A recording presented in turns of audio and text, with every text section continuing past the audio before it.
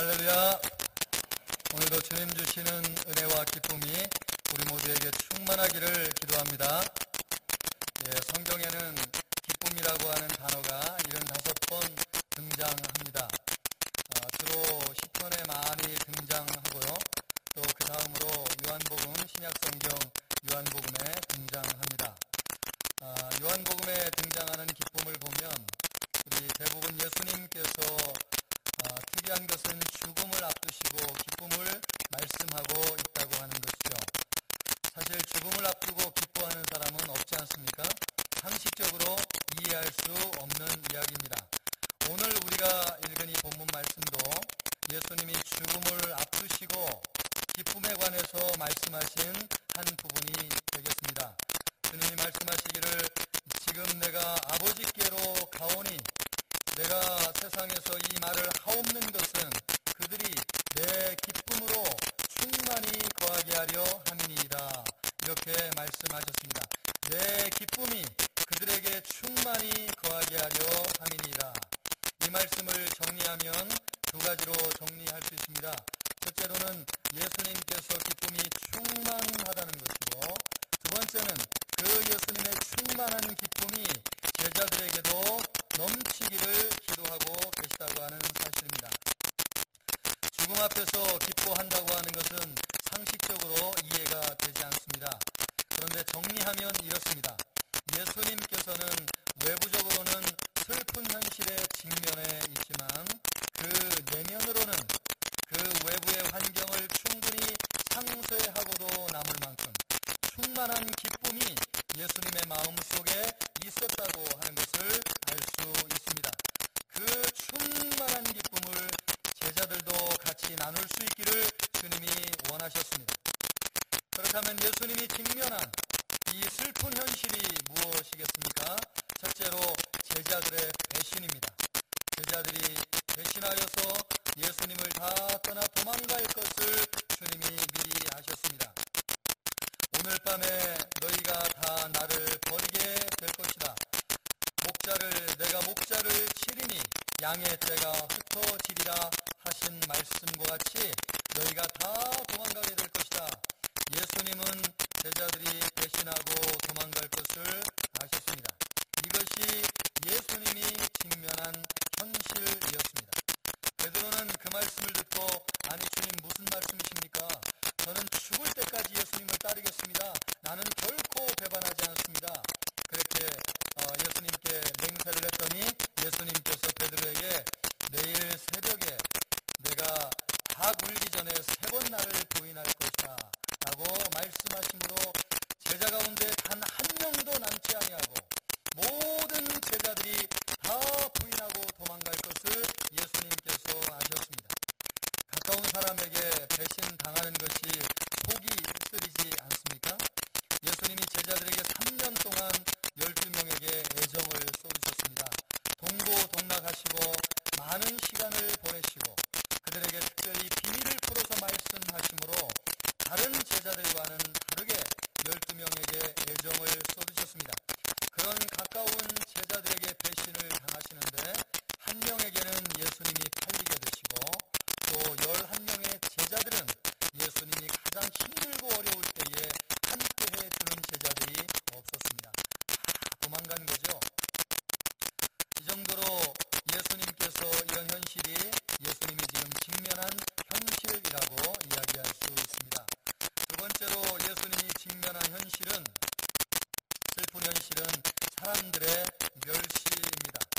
보라 우리가 예루살렘으로 올라가노니 인자가 대제사장과 서기관들에게 넘겨지매 그들이 죽이기로 결의하고 이방인들에게 넘겨주어서 그를 조롱하며 채찍질하며 십자가에 못 박게 할 것이나 제3일에 살아날 것이다. 배반당하는 것도 힘든 일인데 이방인들에게 넘겨져서 조롱당하는 처지가 되게 되었습니다. 유대인에게 있어서 가장 수치는 이방인들에게 조롱을 당하는 것입니다. 그래서 유대인들은 이방인들을 상종하지 않았습니다. 예수님도 유대인이셨습니다. 더구나 왕 중의 왕이시고 영광의 왕이신 그리스도가 예수님 아니십니까?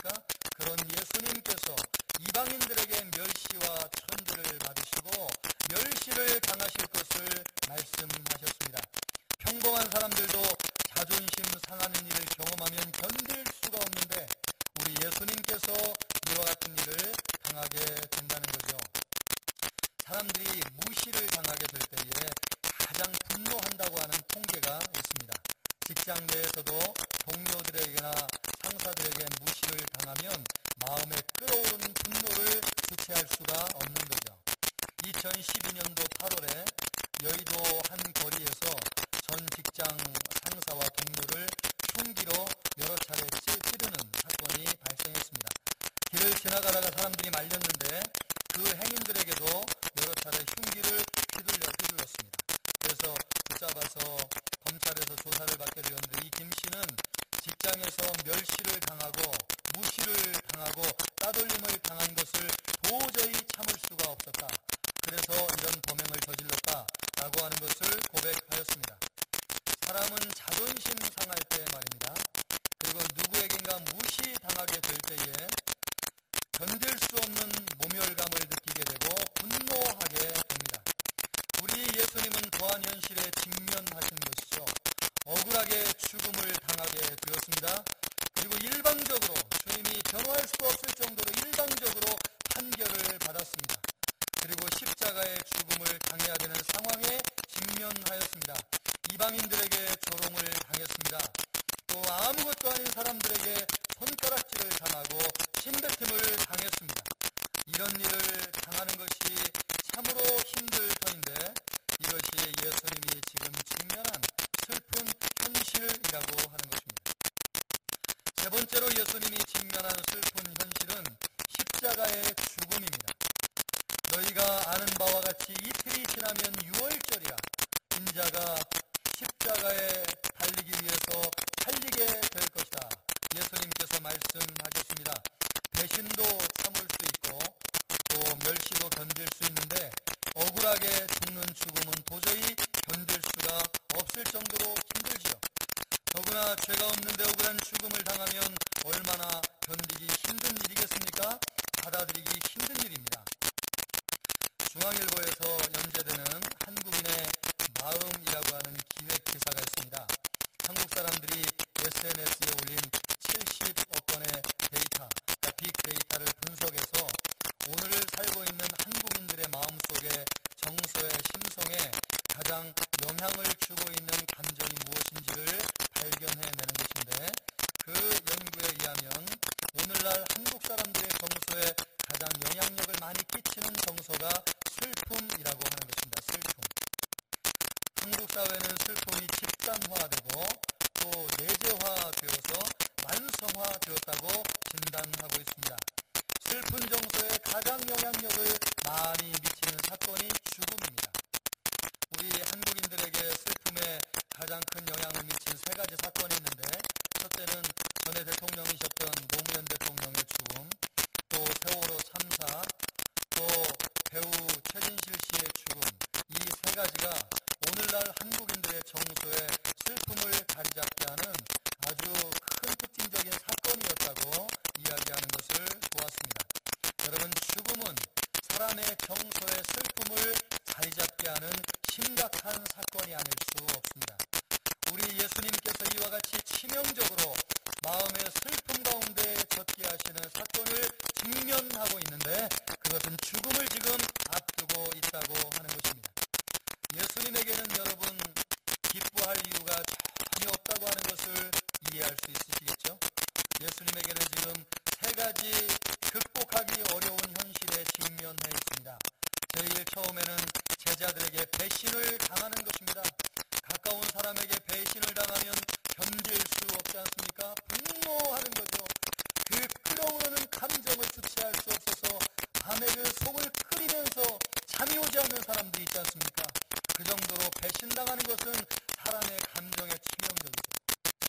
그리고 예수님께서 가까운 사람들에게 뿐만 아니라 알지 못하는 사람들에게도 멸시를 받게 되었습니다. 견딜 수 없는 모멸감들, 그리고 자존심 상하는 일들, 알지 못하는 사람들에게 따귀를 맞고 침뱉음을 당하는 이런 슬픈 현실에 직면해 계십니다. 그리고 예수님께서 십자가의 죽음을 앞두고 있었습니다. 받아들이기 어려운 현실입니다. 보통 사람도 이런 현실을 감당할 수 있을까요?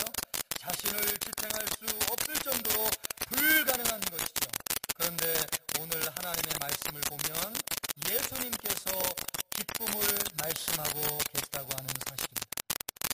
여러분, 이런 상황에서 예수님이 기쁨을 노래할 수 있을까요? 기뻐하자고 얘기할 수 있을까요? 불가능한 일이지요. 그런데 예수님께서 이런 현실이 있음에도 불구하고 예수님이 기쁨을 이야기할 수 있는 이유가 무엇일까요? 분명한 한 가지는 예수님의 이 기쁨이 외부로부터 오는 것은 있다고 하는 사실입니다. 그렇다면 여러분, 현실을 극복하게 하시는 예수님의 기쁨, 죽음을 넘어서게 하시는 예수님의 기쁨, 영원한 기쁨, 아무도 빼앗을 수 없는 이 기쁨, 이 기쁨의 이유는 무엇이겠습니까? 첫 번째로 예수님은 하나님께로 다시 돌아가신다고 하는 것이 기뻤습니다. 세상에서 있었던 모든 일을 정리하고 이제 아버지 하나님께로 돌아가신다고 하는 것이 예수님의 마음속에 할 수 없는 큰 기쁨이었습니다. 내가 아버지에게서 나와 세상에 왔고 다시 세상을 떠나 아버지께로 가노라. 내가 갔다가 너희에게로 온다는 말을 너희가 들었나니 나를 사랑하였더라면 내가 아버지께로 감을 기뻐하였으리라. 예수님께서는 본인이 하나님께로 돌아가시는 것이 얼마나 기쁜지 이 기쁨을 제자들이 함께 공유하기를 말씀하셨습니다. 예수님은 아버지께로 돌아가는 것이 기쁨이었습니다. 이 세상에서 지치고 고나고 피곤한 인생을 이제 정리하고 하나님께로, 그 하나님의 품으로 다시 돌아간다고 하는 것이 예수님에게는 한없는 기쁨이었습니다. 사람들에게는 배신을 당하지만 하나님께는 인정을 받았습니다. 다시 하늘로 돌아가게 되었습니다. 예수님은 그것이 기뻤습니다. 사람을 보지 않고 하나님을 바라보았습니다. 제자들에게 배신 당하였지만 그 배신의 감정이 예수님의 기쁨을 빼앗아갈 수 없었습니다. 그만큼 예수님은 온전히 하나님에게 집중되어져 있었고 하나님께로 돌아가는 것이 말할 수 없는 기쁨이었습니다. 두 번째로 예수님께서 기쁘셨던 것은 사명을 이루셨기 때문에 기뻤습니다. 요한복음 12장을 보면 지금 내 마음이 괴로우니 무슨 말을 하리요. 아버지여 나를 구원하여 이때를 면하게 하여 주시옵소서. 여러분, 십자가를 직면한 것은 인간적인 관점에서 슬픔인 것은 사실입니다. 그래서 주님이 이렇게 기도하고 있는 것 아니겠습니까? 그러나 주님이 뒤어서 말씀하시기를 그러나 내가 이를 위하여 이때에 왔나이다. 아버지여 아버지의 이름을 영광스럽게 하여 주옵소서 하시니 이에 하늘에서 소리가 나서 이르되 내가 이미 영광스럽게 하였고 또 영광스럽게 하리라. 할렐루야. 우리 하나님께서 주님의 마음을 받으신 것이죠. 주님, 내가 이때를 위해서 이때에 왔습니다. 내 생명을 들여 주님의 뜻을 완수하시게 하심을 감사합니다. 주님 영광을 받아 주시옵소서. 이렇게 기도할 때에 하늘에서 소리가 있어서 내가 너를 통해서 영광을 이미 받았고 또다시 너를 영광스럽게 할 것이다. 우리 주님에게는요, 하나님의 뜻을 이루어드리는 것이 말할 수 없는 기쁨이었습니다. 십자가를 앞에 두고 괴로운 일이었지만 예수님은 이때를 위해서 왔다고 하는 것을 한순간도 잊은 적이 없습니다. 마침내 사명을 이루게 되었고 하나님을 영광스럽게 하게 되었습니다. 이것이 말할 수 없는 기쁨이었습니다. 사람들에게는 멸시를 받았지만 사명을 이름으로 기뻤습니다. 그래서 예수님이 십자가에서 뭐라고 말씀하십니까? 내가 다 이루었느니라. 예수님이 다 이루었다고 말씀하셨습니다. 하나님 아버지가 기뻐하실 것을 생각하니 말할 수 없는 기쁨이 있었습니다. 고난도 멸시도 이길 힘은 사명에 있었습니다. 사명 따라 살면 자존심 상할 일도 없습니다. 멸시, 천대 받는 것도 사명을 이루는 것이라면 감당할 수 있습니다. 그래서 우리 선조 신앙인들이 이런 찬송가 가사를 남기지 않았습니까? 멸시, 천대, 십자가도 제가 지고 가오리다. 이름 없이 빛도 없이 감사하며 섬기리다. 이름 없이 빛도 없이 감사하며 섬기리다. 예수님에게는 이와 같은 감격이 충만하였습니다. 그래서 현실은 암울하고 슬프고 어두웠지만 그 슬픔을 이길 수 있는 기쁨이 예수님에게 충만하였습니다. 세 번째로 죽음을 이기고 부활 승리하실 것이 너무나 기뻤습니다. 이제 죽을 것이지만 다시 부활하게 될 것이고 죽음과 사망의 권세를 물리치시고 다시 제자들에게 돌아와서 제자들을 만날 것을 생각하니까 우리 예수님의 마음이 얼마나 기쁜지 말입니다. 여러분, 3일을 지나면 다시 예수님이 부활하여서 제자들에게 올 것이 아닙니까? 이 3일 지나면 승리할 것을 예수님은 너무너무 기뻤습니다. 여러분, 세상에서 우리의 슬픔의 이름은 아무리 길어도 3일밖에 가지 않습니다. 3일 지나면 주님이 부활하셔서 우리에게 기쁨을 회복하여 주시는 줄로 믿습니다. 그래서 주님이 그 기쁨이 얼마나 좋은지 말입니다. 성경에 이런 말씀을 주님이 기록하시고 남겼습니다. 지금은 너희가 근심하나 내가 다시 너희를 보리니 너희 마음이 기쁠 것이요 너희 기쁨을 빼앗을 자가 없으리라. 할렐루야입니까? 여러분, 예수님께서 돌아오실 때에 마치 승리의 계산장처럼 돌아오시게 되는데 제자들이 그것을 보면서 기뻐할 것을 생각하니까 우리 예수님께서 죽음을 앞두고 있지만 그 죽음이 꺾을 수 없는 기쁨이 우리 예수님 안에 충만하십니다. 여러분, 제자들이 예수님이 돌아가시고 너무 두려워가지고 떨었잖아요. 그래서 120명이 들어갈 수 있는 다락방에 꽁꽁 숨어가지고 나오지도 않았단 말이죠. 그 정도로 위축되고 두렵고 공포에 질려서 사람들을 만나지도 않고 다락방에 숨어 있었는데 예수님께서 다락방이 닫혀 있음에도 불구하고 그 다락방을 뚫고 부활하신 예수님의 영체가 들어가지 않았습니까? 제자들 앞에 나타났을 때 그 제자들의 표정이 여러분 얼마나 놀라운 표정이었겠습니까? 그것을 생각하니까 우리 예수님께서 이 부활 승리하실 것이 너무나 기대가 되었습니다. 설령 내가 지금 죽어서 잠시 고통 가운데 머물게 될 것이지만 이 영원한 승리, 영원한 기쁨을 생각하니까 예수님의 마음에 죽음이 잠시 갈 수 없고 그 죽음이 지배할 수 없다고 하는 것을 단호하게 하시고 물리치셨습니다. 예수님의 마음속에는요 그 영원한 기쁨, 제자들을 부활하여서 승리하심으로 다시 만나게 될 그 기쁨이 너무너무 충만하였습니다. 예수님은 외부적으로는 슬픈 현실에 직면했지만 내적으로는 기쁨의 이유가 충만했습니다. 첫째는 제자들에게는 배신당하지만 하나님께 돌아올 것이 기뻤고, 또 두 번째로는 사람들에게는 멸시를 당하지만 사명 감당하는 것이 기뻤고, 세 번째로는 죽음을 당하게 될 것이지만 죽음을 이기고 부활 승리하실 것이 기뻤습니다. 할렐루야. 우리에게도 이와 같은 기쁨이 충만하기를 우리 주님의 이름으로 축복합니다. 여러분, 예수님께서 제자들에게 이 기쁨이 충만하기를 원하셨어요. 그래서 오늘 예수님이 말씀을 보니까 뭐라고 기도하고 있습니까? 하나님, 내 기쁨이 그들에게 충만히 있게 하여 주시옵소서. 하나님, 내 이 기쁨이, 내 이 슬픈 현실에서 이 슬픈 현실이 꺾을 수 없는 이 충만한 기쁨이 이 떨고 있는 제자들에게도 충만하게 하여 주시옵소서. 그래서 예수님께서 대제사장 기도를 하면서 이 기도문을 꼭 삽입하신 거예요. 제자들이 기뻐할 수 있도록. 제자들이 사람들에게 버림을 받아도 하나님께 인정받는 기쁨이 있기를 기도하셨습니다. 멸시 천대를 당해도 사명 감당한 기쁨 주실 것을 주님이 기도하셨습니다. 죽을 것 같은 상황에서도 부활의 승리를 경험하면서 기뻐하기를 예수님이 소원하셨습니다. 그러므로 사랑하는 성도 여러분, 성도의 기쁨이 어디에서 오는 것입니까?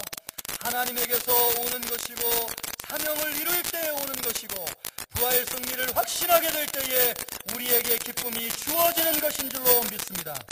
성도의 기쁨은 세상에서 오지 않습니다. 사람들이 우리에게 주는 것도 아닙니다. 세상의 조건이 우리를 만족시켜 주는 것도 아닙니다. 세상의 모든 기쁨의 이유들은 잠시 잠깐이요 영원하지 않습니다.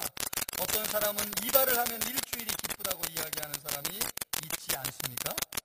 있습니다.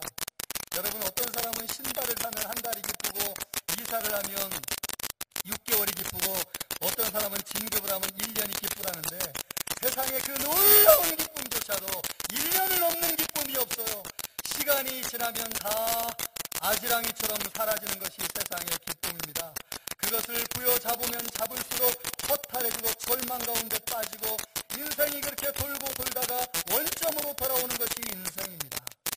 그런데 수많은 사람들이, 우리 사랑하는 성도들의 기쁨의 이유는 어디에 있습니까? 하나님에게 있습니까? 사명으로부터 우리의 기쁨이 주어지고 있습니까? 부활 승리를 확신하게 될 때에 주님이 우리에게 기쁨을 주고 있습니까? 그렇다면 우리는 영원히 기쁠 것이고 우리의 기쁨에는 좌절이 없을 것이고 죽음도 넉넉히 이기게 하시는 하늘의 영광과 기쁨이 우리에게 주어지는 줄로 믿습니다. 그러나 여러분, 이 자리에 찾아온 성도들이 안타깝게도 세상으로부터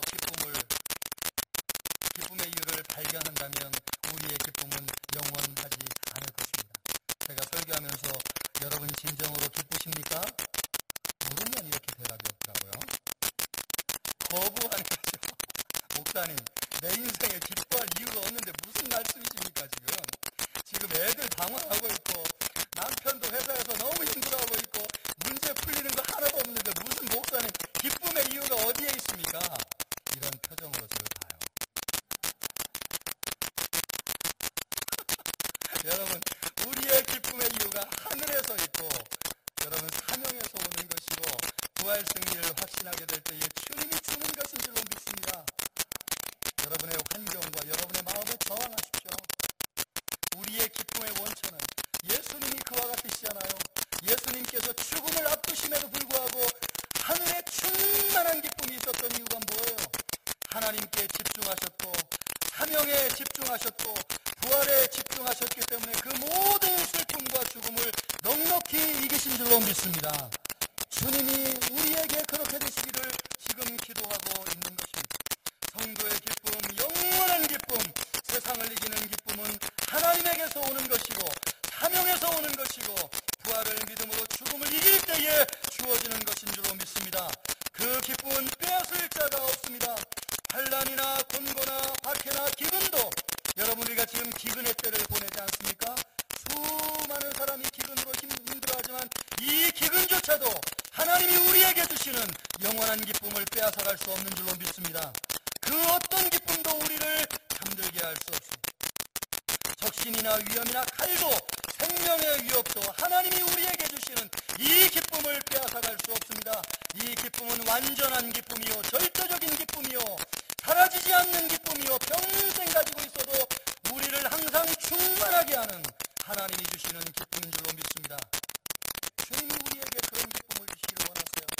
하나님을 묵상하고 주님을 바라보게 될 때에 이 영원히 사라지지 않는 기쁨이 우리 일평생 100년 200년 아니라 주님을 쉬는 그날까지 우리에게 주어진다고 하는 사실. 예수님은 제자들에게 기쁨이 충만하기를 기도하면서 특별한 한 가지를 간구하고 있습니다. 15절 말씀을 보면 내가 필요 없는 것은 그들을 세상에서 데려가시기를 위함이 아니요 다만 악에 빠지지 않게 보존하기를 위함이니라. 제자들이 세상에서 기쁨을 누리게 될 때에 한 가지 방해 요소가 있다는 것입니다. 그것은 무엇입니까? 세상에 깊이 빠져드는 겁니다. 세상에. 마치 내가 세상의 주인인 것처럼 세상을 염려하고 걱정하고 세상 때문에 근심한다는 것입니다. 그렇게 깊이 세상에 침잠하고 빠져들면서 하나님이 우리에게 주시는 기쁨에 주목하지 못함으로 세상을 살고 있는 성도들이 제한적인 기쁨 때문에 힘들어한다고 하는 것을 지금 주님이 말씀하고 있습니다. 우리가 어디에 속해 있는 백성입니까? 하나님 나라에 속해 있는 백성이고 하나님에 속한 백성입니다. 그래서 주님이 뭐라고 말씀하십니까? 내가 세상에 속하지 아니함 같이 그들도 세상에 속하지 아니하였사옵나이다. 제자들의 기쁨은 세상에서 오는 것이 아니라 예수님에게서 오는 것입니다. 그런데 제자들은 세상에 살기 때문에 세상에 깊이 빠질 위험성이 있습니다. 세상의 주인처럼 세상을 염려하고 걱정합니다. 그래서 예수님께 집중할 수 없고 예수님의 기쁨이 충만해질 수 없습니다. 예수님께서 이것을 경계하고 있는 것입니다. 여러분의 마음은 지금 어디에 있습니까? 여러분은 지금 무엇을 생각하고 있습니까? 예수님으로부터 기쁨이 주어지고 있습니까? 아니면 내가 직면한 현실 때문에 마음이 무거워져 있습니까? 예수님을 바라볼 때는 기쁨이 오지만 현실을 바라볼 때는 죽음이 우리를 통치하게 되는 것입니다. 그러므로 주님이 우리에게 간곡하게 기도하면서 당부한 것은 너희가 어디에 속해 있는 것을 기억하라는 자손이고 하늘에 속한 사람인 줄로 믿습니다. 성도는요, 하나님이 주시는 기쁨을 통해서 이 세상을 사는 사람입니다. 그래서 그것을 잊지 말 것을 주님이 당부해 주고 있습니다. 제자들의 기쁨은 세상에 있지 않고 예수님에게 있습니다. 예수님은 하나님께 집중하였고 사명에 집중하고 부활에 집중하심으로 기쁨이 충만했습니다. 그 예수님을 바라보고 믿게 될 때에 충만한 기쁨을 누리게 되는 것입니다.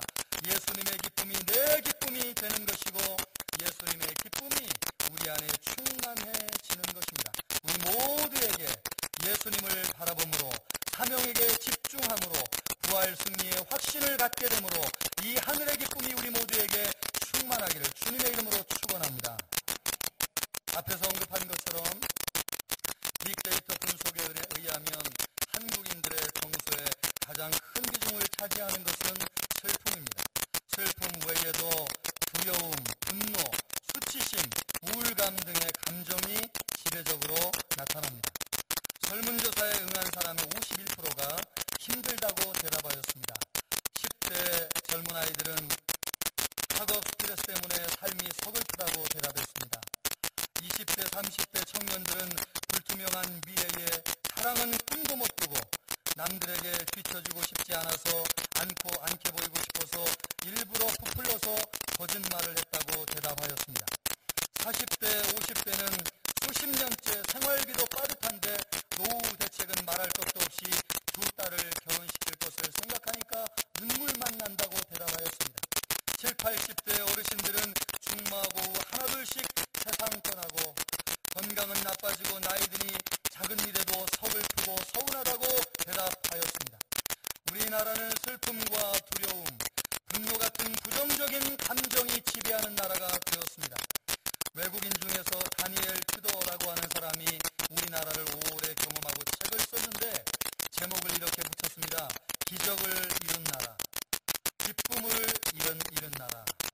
기적을 이루었지만 치열한 경쟁 속에서 그 기쁨을 누리지 못하고 기쁨을 잃어버린 나라가 되었다고 하는 것을 따끔하게 꼬집는 제목이 아닐 수 없습니다. 이에 대한 반작용으로 행복에 대한 욕구가 상승했습니다. 우리나라 사람의 3분의 1이 행복을 과장했다고 대답했습니다. 그 이유가 무엇이냐고 물었더니 사람들에게 뒤처져 보이고 싶지 않았다, 이렇게 대답하였습니다. 사람들에게 자신만 불행해 보이는 것이 싫다는 거죠. 우리는 과히 기쁨 강박 시대에 살고 있습니다. 행복 강박 시대에 우리가 살고 있습니다. 기독교인은 어떨까요? 제가 생각하기에는 기쁨을 과장해서 표현한 대다수의 사람들이 기독교인일 것이라고 봅니다. 기독교인들은 기쁨에 대한 강박증이 있습니다. 행복에 대한 강박증을 가지고 살아가고 있습니다. 예수님을 믿으니까 잘 살아야 된다고 하는 스트레스가 있습니다. 문제가 없는 것처럼 보여야 되고 또 평안하고 행복하고 기쁜 것처럼 보여야 한다고 하는 의식이 깔려 있습니다. 정말 행복하고 기쁘지 않은데 행복하고 기쁜 것처럼 과장하는 것이죠. 그래서 종종 우리 주변에 예기치 않는 일들을 경험하는 것을 볼 수 있습니다. 송파 세 모녀가 생활고로 자살을 했는데 알고 보니까 그 모녀는 가까운 교회에 자주 출석하던 사람들이었습니다. 그런데 놀라운 것은 성도들이 아무도 그들이 그렇게 힘들게 사는지 몰랐다고 하는 사실입니다. 운명 연예인도 행복하게 잘 사는 것 같은 인고 부부로 알고 있었는데 어느 날 이혼을 발표하였습니다. 그들은 인근교회에 출석하면서 신앙생활을 잘하는 것으로 알려져 있는 사람들이었습니다. 여러분, 우리 교회도 예외는 아니라고 생각합니다. 아마도 과장된 기쁨과 행복으로 교회에 나오는 분들이 있을 것입니다. 우리 교회뿐만의 현상은 아닙니다. 한국 교회가 어느 순간 이렇게 되었습니다. 은혜가 떨어지고 복음이 약화되다 보니까 능력은 사라지고 좀 심하게 이야기해서 껍데기만 남은 교회가 너무나 많아졌습니다.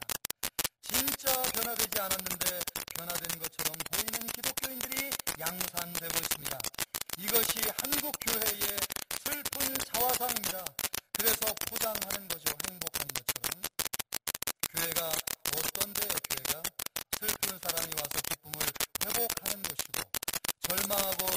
사람이 주님 만나서 소망을 갖는 곳이 교회입니다. 그래서 교회 나오는 사람들은 없는 사람, 불행한 사람, 낙심한 사람, 좌절한 사람들이어야 되는데 어느 순간 이런 사람들을 변화시킬 능력이 사라지다 보니까 모든 교인들이 평안하고 행복해 보이는 것처럼 가장 주어야 되는 영적인 현실이 되었습니다. 그래서 기독교인들만큼 자기 자신을 가리는 사람들이 없습니다. 여러분, 왜 이렇게 되었습니까? 기쁨의 근원 되시는 예수님에게서 기쁨을 발견하지 않기 때문에 그렇습니다. 우리의 행복과 기쁨의 원천은 죽음을 이기신 예수님에게 있는 줄로 믿습니다. 사명으로부터 우리에게 기쁨이 주어지는 줄로 믿습니다. 죽음을 이기는 능력은 부활의 승리를 통해서 마음에 확신하게 될 때에 죽음을 이기는 기쁨이 우리에게 주어지는 줄로 믿습니다. 기쁨은 예수님에게서 오는 것입니다. 예수님의 기쁨은 외부적인 요인에 있지 않습니다. 하나님과의 관계에 있습니다. 하나님이 주신 사명을 이룰 때 기뻤습니다. 죽음을 이기고 부활 승리하심으로 기쁨이 충만했습니다. 그 예수님을 믿게 될 때에 성도는 기쁨으로 충만해지는 것입니다. 그러므로 기쁨의 근원 되시는 예수님을 믿을 수 있기를 주님의 이름으로 축복합니다. 우리는 세상에 속한 사람이 아니라 하늘에 속한 사람들이요, 우리는 세상의 백성이 아니라 하나님의 백성입니다. 하나님의 자녀는 예수님이 주시는 기쁨으로 살아가는 사람들입니다. 현재를 직시하면 암울하지만 예수 그리스도 안에서 내일을 내다보면 기대하고 설레고 기쁨이 충만한 줄로 믿습니다. 여러분, 우리 교회를 보십시오. 주님이 우리 교회의 주인이 되셔서 우리 교회를 통치하고 다스리신다면 우리 교회의 내일은 위대하고 놀라울 줄로 믿습니다. 기적과 변화의 역사가 충만하게 될 줄로 믿습니다.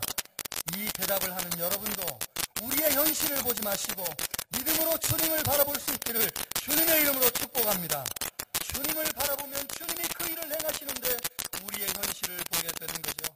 여러분, 어린아이부터 노년에 이르기까지 꿈을 꾸는 교회가 될 것입니다. 수많은 청년들이 어둠에서 벗어나서 하나님의 나라와 세상의 나라를 위해서 귀하고 아름답게 쓰임받는 위대하고 놀라운 생애를 살아가게 되는 교회가 될 것입니다.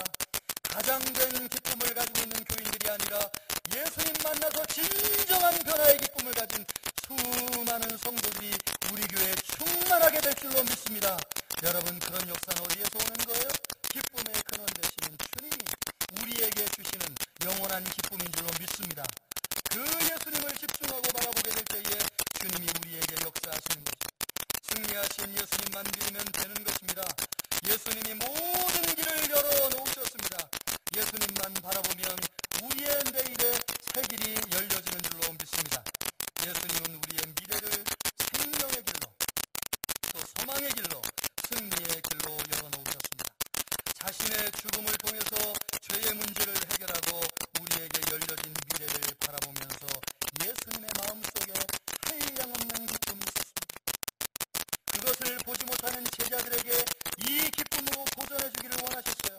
내가 너의 모든 근심과 걱정을 다 짊어지고 이제 모든 문제를 해결하는데 3일만 있으면 너희에게 생명의 길이 열려지게 될 것이고 승리의 길이 열려지게 될 것이고 생명의 길이 열려지게 될 것이다 라고 하는 것을 주님이 제자들에게 보여주기를 원하셨어요. 주님이 그것을 보지 못하는 제자들을 안타까워하면서 하나님께 무엇을 하고 기도하고 있습니까? 내 기쁨이 그들에게 충만하게 하여 주시옵소서. 내 기쁨이 이 모든 청천교회 성도들에게 충만하게 하여 주시옵소서. 이렇게 주님이 기도한 줄로 믿습니다.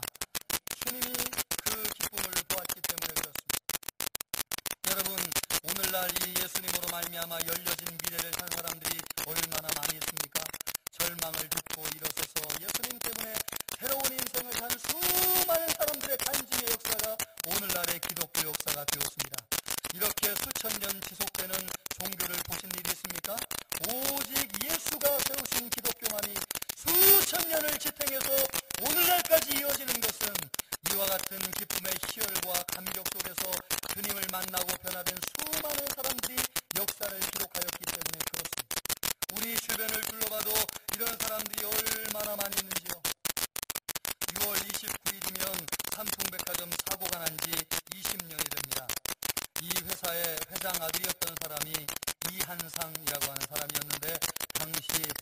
기사였습니다. 그가 이 사고의 책임을 지고 10년 동안 감옥 생활을 하였습니다. 감옥 생활을 하는 가운데 하나님의 말씀을 읽다가 주님을 만났습니다. 내가 나를 사랑하느냐? 그 음성, 주님의 음성을 듣고 그가 거듭났습니다. 그리고 마음에 남은 인생을 주님 앞에 드리면서 세상 것을 다시는 쫓지 않겠습니다. 생명을 구하는 일에 내 인생을 드리겠습니다. 그렇게 결단을 하고 감옥에서 나왔을 때에 그를 오라고 하는 수많은 회사가 있었지만 그 모든 것을 뒤로하고 몽골 선교사로 헌신하였습니다.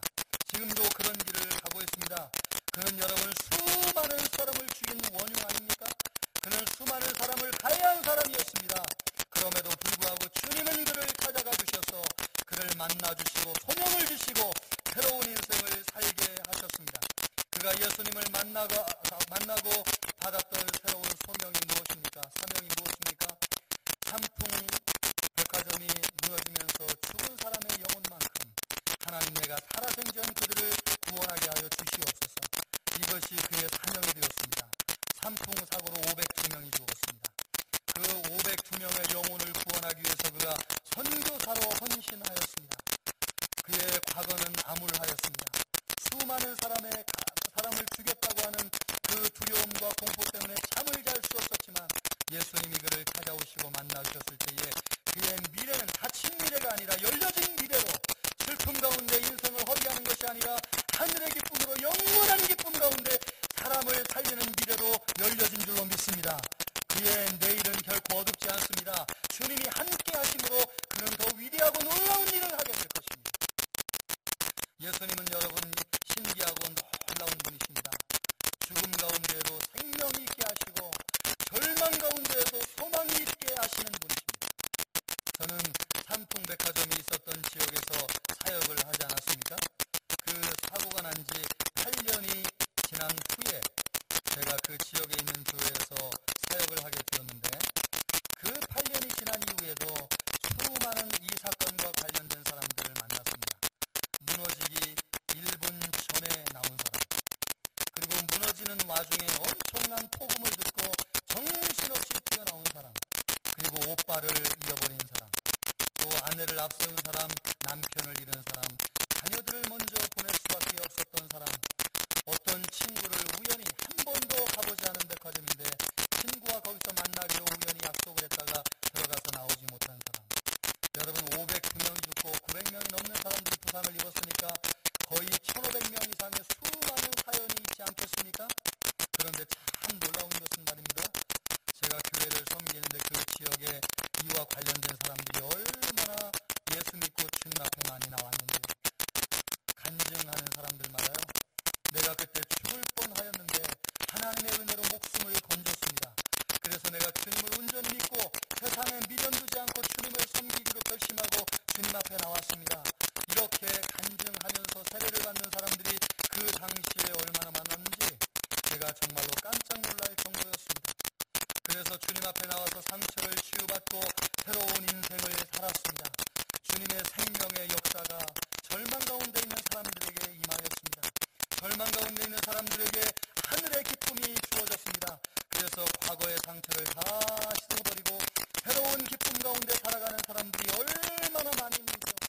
그런데 참 안타까운 것은 같은 사고를 경험해도 여전히 주님을 찾지 않은 사람들에게는 절망과 어려움과 트라우마와 공포와 상처 속에서 인생이 진전되지 못하고 늘 그 자리에 맴도는 사람들도 너무나 많다고 하는 것입니다. 여러분, 주님은요 가해자냐 피해자냐를 구분하지 않습니다. 누구든 예수 믿으면 하늘의 기쁨으로 그의 인생을 새롭게 하시는 줄로 믿습니다. 피해자라 할지라도 여러분 주님 앞에 나오지 않는 사람은 아무도 건짐을 받을 수 없습니다. 가해자라 할지라도 주님 앞에 나와서 회개하고 예수님을 영접하는 사람에게는 새 생명이 주어지는 줄로 믿습니다. 예수님이 모든 것을 승리하신 줄로 믿습니다. 예수님이 어두움을 물리치셨습니다. 예수님이 질병을 고치셨습니다. 예수님을 믿으면 승리의 상속자가 되는 것이고 수혜자가 되는 것입니다. 예수님의 승리가 나의 승리가 되는 것이고 예수님의 기쁨이 나의 기쁨이 되는 것입니다. 그러므로 예수님을 바라보고 기뻐하십시오. 현실에 좌절하고 낙심하지 마시고 우리의 승리의 근원이 되시는 예수님을 바라보심으로 우리 안에 영원한 기쁨이 충만하기를 주님의 이름으로 축원합니다. 기쁨은 바이러스와 같습니다. 바이러스는 접촉하기만 해도 급속도로 퍼져나가지 않습니까? 우리 사회를 슬픔과 두려움에서 건져낼 책임이 성도들에게 있다고 믿습니다. 아멘입니까? 기쁨의 전령사가 되어서 우리 사회를 어두움에서 건져내기를 주님이 원하고 계십니다. 진정한 기쁨을 세상에 퍼뜨리십시오. 기쁨의 좋은 소식을 사람들에게 알리십시오. 이것을 위해서 예수님의 기쁨이 내 안에 생수의 강이 넘칠 정도로 예수님의 기쁨을 묵상하십시오. 예수님은 하나님을 바라보면서 배신감에서 벗어나 기쁨을 회복하셨습니다. 자존심이 상할 때마다 사명에 집중함으로 기쁨을 유지하셨습니다. 죽음에 대한 두려움이 엄습할 때마다 부활을 확신하심으로 기쁨의 충만한 감격을 누리셨습니다. 이 예수님의 기쁨을 묵상하면 할수록 그 예수님의 기쁨이 우리 안에서 샘솟듯이 흘러나오게 될 줄로 믿습니다. 그러므로 여러분 예수님의 이 기쁨의 세 가지 이유를 묵상하십시오. 벌써 잊으셨습니까? 여러분 세 가지 이유가 무엇입니까? 우리의 기쁨의 원천이신 하나님을 바라보십시오. 배신의 쓰라린 상처를 가지고 있어도 넉넉히 감당하고 이기게 하시는 주님의 위로와 기쁨이 우리 안에 충만하게 임하게 될 줄로 믿습니다. 여러분 사람들에게 멸시를 받아도 내가 사람들에게 좀 자존심이 상하는 일을 경험하게 되어도 회사에서 말도 안 되는 무시를 당할지라도 여러분 사명을 이루는 길이라고 주님 앞에 사명에 집중하게 될 때에 주님은 우리를 건져주시고 우리에게 영원한 기쁨을 채워주실 줄로 믿습니다. 죽음의 두려움과 공포 가운데 있습니까? 염려하지 마십시오. 생명의 근원 되시는 예수님을 바라보게 될 때에 주님이 우리에게 죽음을 넉넉히 이기게 하시는 기쁨으로 충만하게 하여 주실 줄로 믿습니다. 이 기쁨을 묵상하면 할수록 주님이 우리 안에 생명 역사를 충만하게 하심으로 기쁨을 회복하게 하실 것입니다. 그리고 여러분 주변을 돌아보십시오. 슬픔과 절망과 낙심 가운데 살고 있는 사람들이 있을 것입니다. 그들에게 찾아가십시오. 그리고 이야기해 주십시오. 내가 같은 상황에서 나에게 기쁨의 이유가 무엇인지를 그들에게 이야기해 주십시오. 절망과 고통과 어려움에 살고 있는 그들이 우리의 기쁨의 원천이 되시는 예수님에 관한 이야기를 듣고 예수님을 받아들일 수만 있다면 우리는 한 영혼을 구원하는 것이요 하나님의 마음을 시원하게 하는 것이요 주님의 기쁨을 다시 한번 충만하게 하는 놀라운 역사가 이루어지게 될 것이요 이 기독교의 역사가 충만하게 진행되게 될 것입니다. 우리 모두에게 그런 은혜가 있기를 주님의 이름으로 축복합니다. 이 시간 기도할 때에 여러분 말씀을 붙잡고 기도하시기를 바랍니다. 여러분의 기쁨의 이유는 무엇입니까? 환경에 있습니까? 외부에 있습니까? 슬픈 현실에 집중하고 있습니까? 우리의 기쁨의 근원은 예수 그리스도인 줄로 믿습니다. 예수님을 바라볼 때에 기쁨이 오게 되고 사명에 집중하게 될 때에 기쁨이 오게 되고 부활 승리를 확신하게 될 때에 죽음을 이기는 기쁨이 우리에게 주어지는 줄로 믿습니다. 주님 우리에게 기쁨으로 충만하게 하여 주시고 기쁨을 회복하는 역사가 있게 하여 주시옵소서. 이런 기도 제목을 가지고 우리 주님 앞에 간절한 마음으로 기도하겠습니다. 기도합니다. 하나님 아버지 주님 우리에게 함께하여 주시고 인도해 주시기를 원하옵나이다. 아버지 하나님이여 우리에게 기쁨을 회복하는 은혜가 있게 하여 주시기를 원합니다. 아버지 하나님이여 기쁨의 원천이 되시는 예수 그리스도를 바라보고 믿게 하여 주시기를 원하옵나이다. 아버지 하나님이여 우리의 기쁨이 하나님에게서 오고 사명을 감당할 때 오고 부활의 승리를 확신하게 될 때에 기쁨이 오게 되는 줄로 믿습니다. 아버지 하나님이여 우리에게 기쁨의 근원 되시는 예수님으로 말미암아 승리할 수 있도록 도와주시옵시고 이 기쁨의 충만한 소식을 아버지 하나님이여 주변 사람들에게 전하는 우리 모두가 될 수 있도록 은혜를 베풀어 주시옵소서. 하나님 아버지 우리에게 기쁨의 근원이 되시는 주 여호와 아버지 하나님이시여 우리에게 하늘의 기쁨이 충만하게 하여 주시옵소서. 하나님을 바라보길 때에 기쁨이 충만한 줄로 믿습니다. 사명을 집중하고 부활 승리를 확신하게 될 때에 세상을 이기는 기쁨이 우리에게 충만하게 될 줄로 믿습니다. 어두움과 슬픔과 절망 가운데 살아가는 수많은 사람들에게 예수님의 이 기쁜 소식을 전하게 하여 주시고 아버지 하나님이여 그들의 영혼을 구원하는 우리의 인생이 될 수 있도록 은혜를 베풀어 주시옵소서. 우리 주님이 함께 하시고 은혜 베풀어 주시기를 원하오며 예수님의 이름으로 기도하옵나이다.